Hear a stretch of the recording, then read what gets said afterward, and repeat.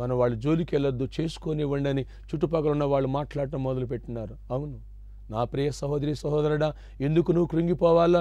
ఒక కోణంలో విజయము, ఒక కోణంలో అపజయము నీకెందుకు కలగాల? దేవుడు లేడా? సజీవుడు లేడా? ఆయన మాట ఎందుకు నువ్వు లోబడుకోకుండా ఉంటున్నావు? నువ్వు ఒక రోజున ఓ గొప్ప దైవజనుడు, ఎవరైనా ఏలియా గారు, ముందు రోజున గొప్ప విజయాన్ని చూశాడు. 450 మంది బయలు ప్రవక్తలను పిలిచాడు, రండి. అసలు మీరు మొక్కేటువంటి ఈ బొమ్మలు దేవుళ్ళ, లేదు నేను నమ్మినటువంటి ఆకాశాన్ని భూమిని సృష్టించిన ఆ సృష్టికర్తని యెహోవా దేవుడా, తేల్చుకుందాం రండి అని సవాలు విసిరి, రేపు కర్మేలు పర్వతం మీద తేల్చుకుందాం, అక్కడ రండి అన్నాడు. వాళ్ళందరూ వచ్చారు, వాళ్ళతో పాటు జనం కూడా వచ్చారు. ఏం జరుగుద్దో చూద్దాం, ఏంటి ఈ కాంపిటీషన్ అని చూద్దామని వచ్చారు. వారికి ఒక ఛాన్స్ ఇచ్చాడు. ఏమని?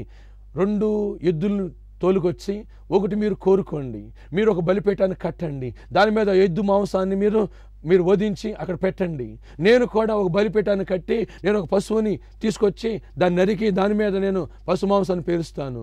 మీరు ప్రార్థన చేయండి మీ దేవతలకి, నేను ప్రార్థన చేస్తాను. ఏ దేవుడైతే ఆకాశం నుంచి అగ్ని పంపి మన బలిపీఠం మీద ఉన్న పశు మాంసాన్ని దహించి వేస్తుందో ఆయనే దేవుడు అని సత్యాన్ని గుర్తిద్దాము. తక్కిన వాళ్ళు దేవుళ్ళు దేవతలు కారు అనేటువంటి ఛాలెంజ్ని విసిరాడు. ఓకే రైట్ అన్నారు. ముందు వాళ్ళు ప్రయత్నం చేశారు, వాళ్ళు విఫలయ్యారు. ఆ తర్వాత ఏలియా గారు ప్రార్థన చేశాడు. ఆకాశం నుంచి అగ్ని వచ్చి ఆ బలిపీఠం మీద ఉన్న పశు మాంసం దహించి వేసింది.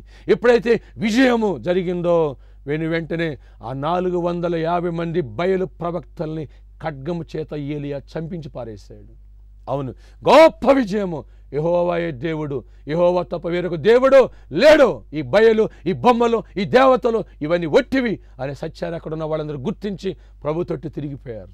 ఈ వాస్తవాన్ని జీర్ణించుకోలేకపోయింది వీళ్ళని పోషించేటువంటి, ఆ ట్రస్ట్ పెట్టినటువంటి ఆ యెజబెలు రాణి, ఆ సైతాను ప్రవక్తగా ఉన్నటువంటి ఆ అమ్మాయి వెంటనే ఏలియా కౌరు పంపించింది. ఏమో తెలుసా? నా ప్రవక్తలు నేను పోషించే వాళ్ళని నువ్వు ఎలాగూ చంపుతావు, ఎలాగ ఓడిస్తావా? రేపి పాటికి నీ ప్రాణాన్ని నేను తీయిపోతే నేను ఫలానా కాదు అన్నట్టుగా మీరు మొదటి రాజుల గ్రంథం 19వ అధ్యాయం మీరు చూసినట్లయితే ఈ విషయాన్ని మొదటి వచనం నుంచి మీరు చూడవచ్చు. చంపేస్తానంది. ఎప్పుడైతే యెజబెలు వార్నింగ్ పంపించిందో ఏలియా భయపడి ప్రాణభయం చేత ఒక దిన ప్రయాణం అంతా అరణ్యంలో లోపలికి వెళ్ళిపోయినాడు. ఒక బదిరీ వృక్షం కింద కూర్చుని, అయ్యా నా పితరుల కంటే నేను గొప్పవాడిని కాదు, చాలిక నేను ఇక భక్తి చేయలేను, ఈ సేవ చేయలేను అని కృంగిపోయి, నా ప్రాణాన్ని తీసుకో నేను చచ్చిపోతాను అని ప్రార్థన చేశాడండి. మరణ భయం అతనిలోకి వచ్చేసింది. ప్రియమైన సహోదరి సహోదరుడు, ఈ సత్యాన్ని గుర్తించాలా. ఒకవేళ ఎవరు నీ శత్రులు ఎవరిని నేను చంపేస్తాను, నేను బతకనివ్వను, ఇది అది అని చెప్పేసి ఒకవేళ వార్నింగ్ ఇస్తున్నారు కుటుంబీకులు కానీ ఇతరులు కానీ, నువ్వు భయపడవద్దు. అక్కడ వెంటనే ఎప్పుడైతే ఆ బదిరీ వృక్షం కింద ఉన్నటువంటి ఆ ఏలియా దగ్గరికి ఒక దూత వచ్చండి, అతను ముట్టి లేపి, అయ్యా అదిగో చూడు నీకోసం అప్పం రెడీగా ఉంది, దాన్ని తిను, నువ్వు పెద్ద గొప్ప ప్రయాణం చేయాలా, అప్పుడే అయిపోలేదు, నువ్వు చేయాల్సింది ఇంకా ఉంది, ఇతరులకు ఇంకా నువ్వు సువార్త చెప్పాలా, నీ స్థానంలో ఒక శిష్యుని తయారు చేయాలా, అప్పుడు అయిపోలేదు అని అతన్ని తట్టి లేపి ఆ అప్పాన్ని పెడితే ఆ అప్పాన్ని తిని బలాన్ని భోజనము చేసి అతడు 40 దీవారాత్రులు ప్రయాణం చేశాడండి. ఒక్క అప్పం ఏంటండి 40 దీవరాత్రులు ప్రయాణం చేయటం ఏంటి? ఏలియాతో ప్రభు చెప్పిన మాట ఏంటి తెలుసా?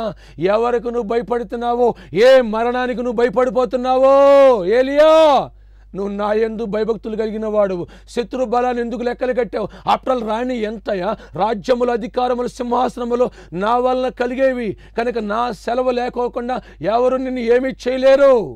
ఆ రాజులే నేను ఖడ్గాన్ని పంపిస్తే దాన్ని తప్పించుకోలేరు, నువ్వెందుకు భయపడుతున్నావు? నో, ఏ మరణానికి నువ్వు భయపడుతున్నావో అసలు ఆ మరణమే నీ జీవితంలో లేకోకుండా చేస్తాను. ఎస్, ఏలియా అసలు మరణించలేదండి. ఈ లోకంలో అందరూ కూడా శరీరముతో మరణించి ఆత్మ పరలోక రాజ్యం చేరుతూ ఉంటుంది. కానీ ఏలియా అయితే సుడిగాలిలో దేవుని అగ్ని రథాలలో ఆకాశానికి ఎత్తబడ్డాడు.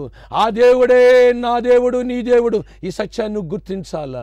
ఏ మరణ భయము చేత కృంగిపోయినాడో ఆ వ్యక్తిని ఆ మరణమే లేకోకుండా చేసిన దేవుడు నీ సమస్య నుంచి విడిపించలేడా?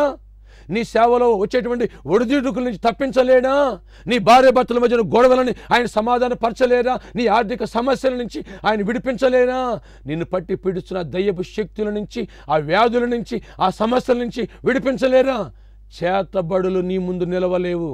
నా ప్రియ సహోదరి సహోదరుడా, ఎంత కాలము నువ్వు క్రైస్తవుడని చెప్పుకుంటూ అపజయములో జీవిస్తావో, ఈ రోజున ఒక విజయాన్ని దేవునికి ఇవ్వాలని, ఒకరోజే కాదు ఎల్లప్పుడూ విజయముతో నువ్వు ఊరేగించబడాలనేది నా యేసు కోరిక. ఆయన బిడ్డగా ఉంటూ అనేకులను బలపరచాలని. కానీ నువ్వు సువార్త చేయడం మానేస్తున్నావు. సంఘ బిడ్డవైండు కూడా సాక్ష్యం చెప్పడం మానేస్తున్నావు. నువ్వు ప్రార్థన చేయడం మానేస్తున్నావు. నో కృంగడానికి వీల్లేదు. ఈ నూతన సంవత్సరంలో నూతన బలాన్ని నా యేసు ఇవ్వాలని, యెహోవా కొరకు ఎదురు చూసేవారు నూతన బలాన్ని పొందుతారని నా ప్రభు చెబుతున్నారు. ఈ రీతిగా నువ్వు ఏలియా అప్పాన్ని తిని 40 దినాలు ప్రయాణం చేసే శక్తి బలాన్ని ఎలా పొందుకున్నాడో, ఎలి ఓ గొప్ప దైవజనుని మన సిద్ధపరిచినాడు, ఎలీషాని. అంతేకాదు రాజుల్ని అభిషేకించాడు. ఎవరిని చంపడానికి? యెజబెలును చంపడానికి దేవుడు నిర్ణయించారు. శత్రువు బారి నుంచి తప్పించారు దేవుడు. అలాంటి దేవుడు నీకు తోడై ఉన్నారు. నువ్వు ఈరోజు ఈ వాక్యాన్ని విని బలపడాలా, అనేకులను బలపరచాలా, అనేకులకు సువార్త చెప్పాలా. అంతేకాదు నీకు ఎదురయ్యేటువంటి ప్రతికూల పరిస్థితిని జయించుకుని ఛేదించుకుని నువ్వు అడుగులు ముందుకు వేయాలా. విశ్వాసమున కర్తయో దాన్ని కొనసాగించేవాడైన యేసు నామములో నువ్వు శక్తి పొందాలా. అడుగులు ముందుకు వేసి జయాన్ని పొంది అనేకులు బందీల్లో ఉన్న వాళ్ళని చెరలో నుంచి నువ్వు విడిపించాలా. అందుకే దేవుడిని నువ్వు కోరుకుంటే ఎంతకాలము పాత సంవత్సరాల్లాగే నీవు కూడా ఈ కొత్త సంవత్సరంలో కృంగిపోతూ జీవిస్తావు, అవివేకంగా జీవిస్తావు, అవిశ్వాసంతో జీవిస్తావు, దయ్యాలంటే భయపడతావు. ఈ రోజున నీ విశ్వాసాన్ని బలపరుచుకో. ఏలియాకు తోడైన దేవుడు, నాకు తోడైన దేవుడు నీతో మాట్లాడుతున్నారు. ఈ వాక్యం వింటూ ఉండగానే నీవు ఈ విశ్వాసాన్ని పొందుకోవాలా, ఈ శక్తిని పొందుకోవాలా. నీ వ్యాధుల్ని గద్దించాలా. నీవు ఎంతకాలం నువ్వు వ్యాధులను పోషిస్తావు? ఎంతకాలం ఆర్థిక సమస్యలను, అప్పులను పోషిస్తావు? ఎన్నడని చదివినావా నన్ను ఐశ్వర్యవంతుడు చేయడానికి ఆయన దరిద్రుడయ్యారని? ఎన్నడని చదివినావా ఆయన గాయాల వల్ల నాకు స్వస్థత ఉన్నదని? ఎన్నడని చదివినావా ఆయనలో నిత్య జీవము, శాంతి, సమాధానం ఉన్నదని? వాడిని ఎత్తిపట్టేప్పుడు ప్రార్థన చేశావా? ఒకరోజు బిడ్డను పిలిచి అడిగా నేను, ఒక సంపెంగ పువ్వు ఇస్తే ఏం చేస్తావా? నేను తలలో పెట్టిన. నో, ముందు వాసన పీల్చు. ఎలా పీలుస్తావు అని లోపలికి ఎక్కడికో చేరేటట్టుగా నువ్వు కడుపులోకి వెళ్ళిపోయేట్టు పీలుస్తావు. అలాగనే ఈ వాక్యాన్ని ధ్యానించు, ఆస్వాదించు. నా యేసు ఇంత శక్తిమంతుడు, నేనెందుకు శక్తి విహీనుడిగా ఉండాలా? నేనెందుకు భక్తిహీనుడిగా ఉండాలా? నేనెందుకు పాపము చేత ఓడిపోవాలా? సైతాను పాపం చేయిస్తాడు, దేవుడు పరిశుద్ధపరుస్తాడు. గుర్తుపెట్టుకో, పాపం చేయించే దయ్యాలకు చోటిస్తున్నావు. అందుకనే దయ్యాలు నీ మీద డామినేట్ చేసి అవి బాస్ అవుతున్నాయి, నువ్వు దాస్ అవుతున్నావు. వాడు చెప్పింది చేస్తున్నావు, చైన్ స్మోకర్లా తిరుగుతున్నావు, డ్రింక్ చేస్తున్నావు. నేను మానలేనన్నా. నో. ఈరోజు నీ పాపం మీద విజయాన్ని ఇవ్వడానికి నా దేవుడు సంసిద్ధుడిగా ఉన్నాడు. ఈ శక్తిని పొందుకుంటే ఏ వ్యసనాన్నించైనా, వ్యభిచార పాపాన్నించైనా నువ్వు బయటకు వచ్చేస్తావు. అబ్రహామా, ఆగర్ని దాసి బిడ్డను విడిచిపెట్టి బయటకు రామంటే అబ్రహాం వచ్చేసాడు. ఈరోజు నువ్వు వచ్చే శక్తిని దేవుడు నీకు ఇచ్చి ఈ సంవత్సరాది మొదలుకొని ఏలియాలాగా అప్పాంతిని బలపడినట్టుగా ఈ వాక్యాన్ని విని సంవత్సరాంతం వరకు కూడా ఈ శక్తిని పొందుకుని నీ విశ్వాసాన్ని కాపాడుకుని జయమును పొందుకోవాలని ప్రభునామం పేరిట దేవుని ఆత్మతో ఈ మెసేజ్ నీకు అందిస్తున్నాను. ఈ వర్తమానం సంఘంలో విన్న బిడ్డలు ఎంతమంది బలపడి దీవించబడ్డారో, దైవ సేవకులు కూడా వచ్చి దీవించబడ్డారు. నీవు దీవించబడాలని ఆశిస్తున్నాను.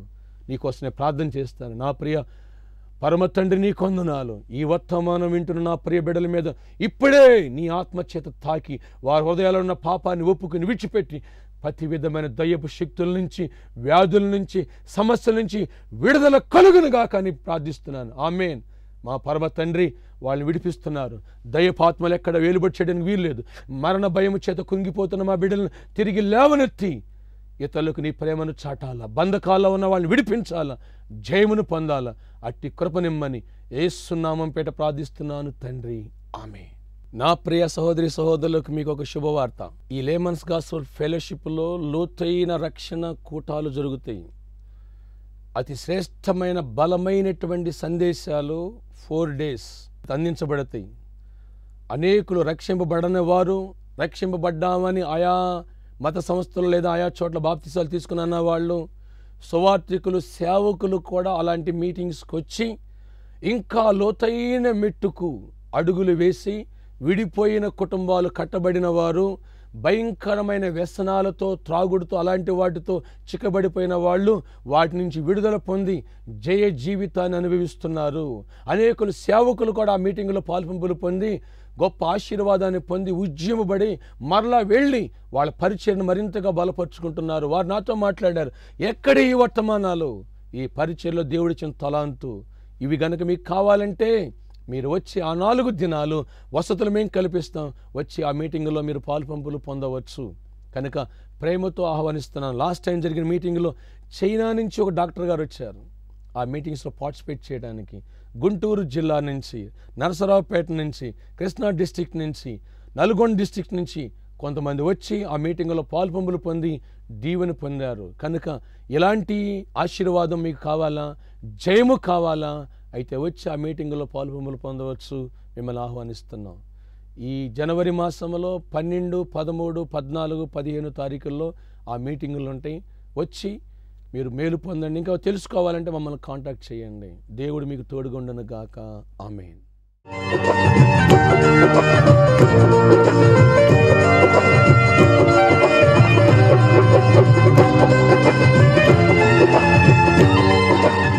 మా అడ్రస్ పి.